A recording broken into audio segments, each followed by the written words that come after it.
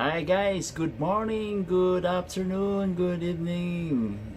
How are you today? Hope you are enjoying. Hope you are always keep safe. And if you are working today, just keep safe and always pray first before you proceed your work.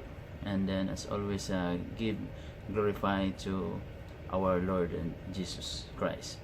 So guys, last video that I shared to you, I already mentioned all of those working in Saudi Arabia for 11 years and 2 years in Qatar, and now here in UAE almost 5 years running. So I give you already inputs what all of my companies and what is my position and what is my work activities during that time, and all about the experiences regarding the work. So recently I shared to you my activities, my work here in UAE, and then now all of that you know already. So now we are discussing how is the OFWs like a story, what is behind. So now I will share to you regarding the story of OFW for me and myself. So since the beginning, I started. My desire is to work in abroad. So we go back, rewind from the beginning when I was in the Philippines. I'm working as a sales engineer, and I'm working in the construction as well, in the field engineer, and also I'm working as insular underwriter as a big company, as an insular life. So this is all my experiences in that time. And then during that stages, since that time I have already one kid, my daughter, that's my eldest. And then I did, because of the situation, and then that collapse. I graduated, actually I graduated electronics 1992, and then I graduated electrical engineering in 1998, and then 1999 I started work, and then I have a kids. I have one kids that time, my daughter. And then all of the struggle, since you are newly married, and then I have a kid. So my salary is around 7,000 to 8,000 pesos. It's not enough for my daily needs and even payments all my debt. So since the beginning, so I have a debt, like a utang, a credit. So that time my salary is not sufficient. That's why I'm eager and I desire to apply abroad. And then it so happened that all of the application, when you apply like Taiwan, so that time in 1990s and 2000s, Taiwan is very popular. And then if you want to apply Taiwan like a production engineer, you need to pay 120,000, 150,000, and then you need to sell your if you don't have 150,000 or 100,000, so what do you think? So you cannot apply, you cannot go to abroad because you don't have the money. Since my parents way back, they are staying in Manila, and then by the way, my father is working in Manila as well. From Saudi Arabia, he works only 5 years, and then after that he worked in Manila as in Field Rock. He worked in Field Rock in Manila. He stayed in Manila together with my mother at that time. So now I'm studying in Philippines, in Cebu, together with my sister. So we're only two.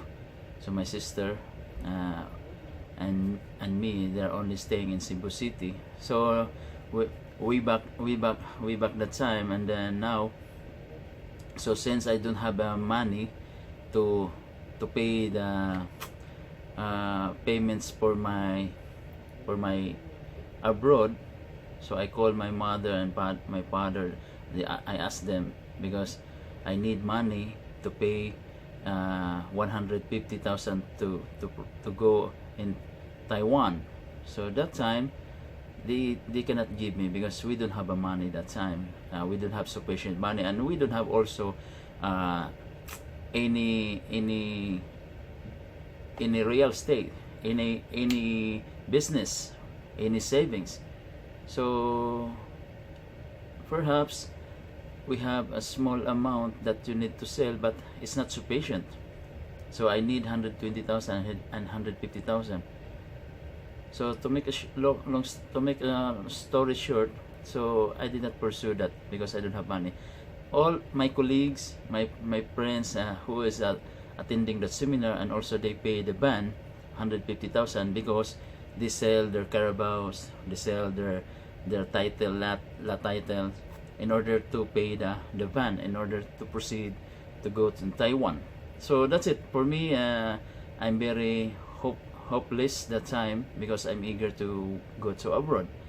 And now, after how many years, I think around in 2001, I applied any agencies, and then now suddenly they hired me, and then they interviewed me, and then I proceed to abroad.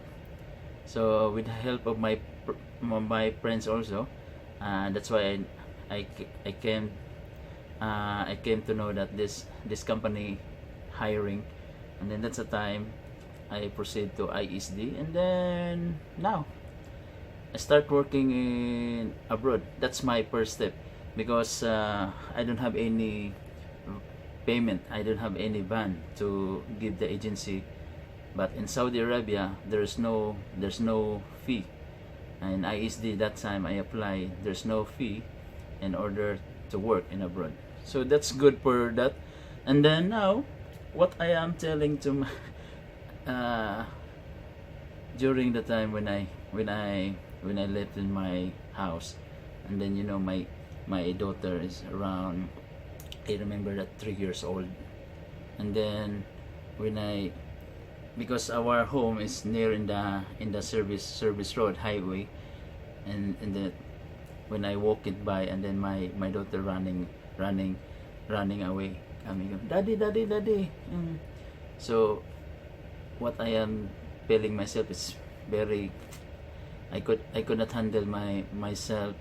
I need to cry, or I need to hug my kid, my daughter, my family, my wife. So but I need to be strong, because you know why? My vision is to go abroad, to give the better living of my family, and I give when my kid when that's my kid is growing up, I can give them whatever they need, give it a good school. So that's my aiming, that's my vision.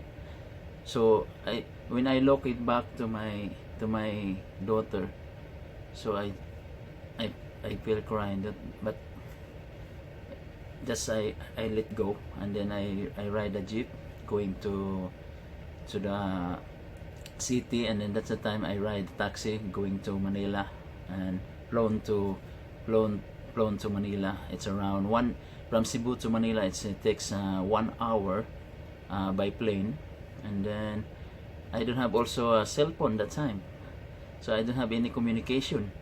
So it's very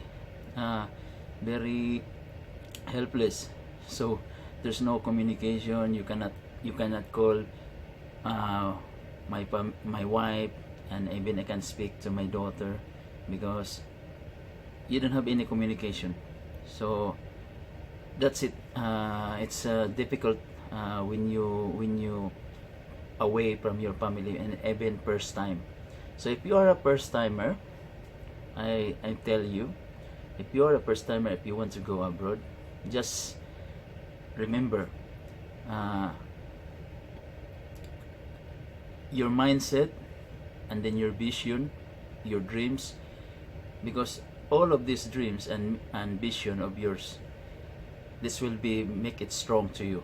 Because why we are going to abroad, the purpose is for the family, for the parents, for the relatives. So, and then when you when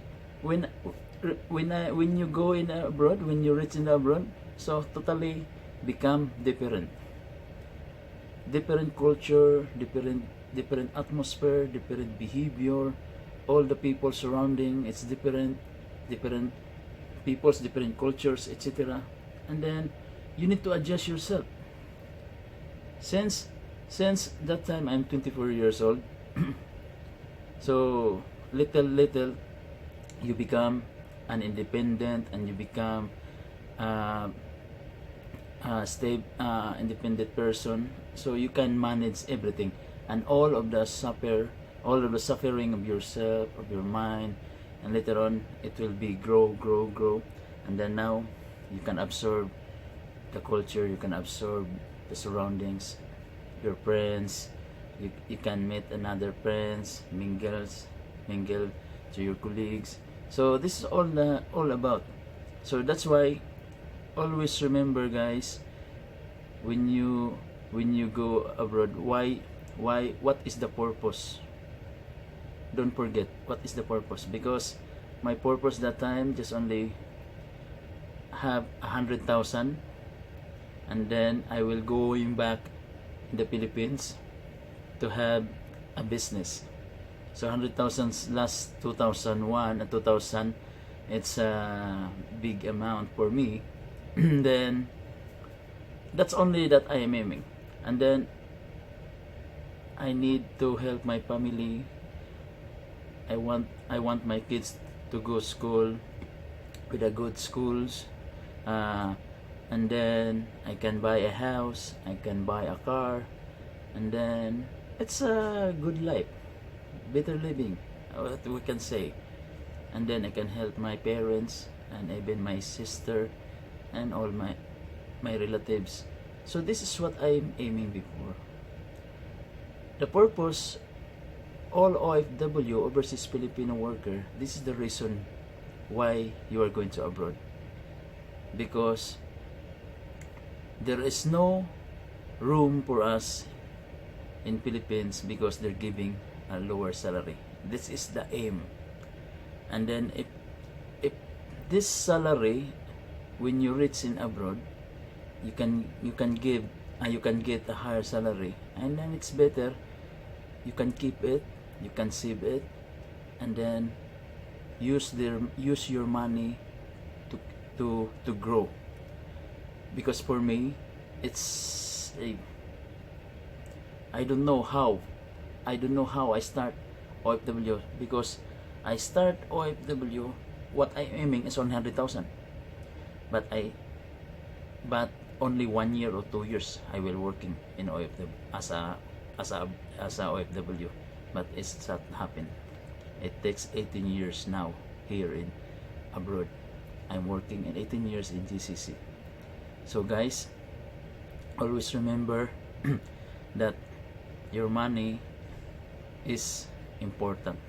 Keep it safe, put that in investment, and then I will share it to you next video regarding continuation of my experiences in abroad as an OFW.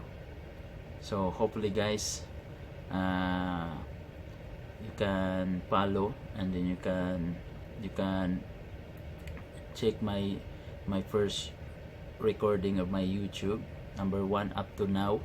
So in order that any comment, any feedback, and then your ideas, just comment, and then you can check, you can follow my videos, so that you can understand and you have an idea what is the overseas Filipino workers. And then for myself as well, I share this to you, what is all of my experiences during the time when I was in Saudi and Qatar, being OFW, and now here in UAE.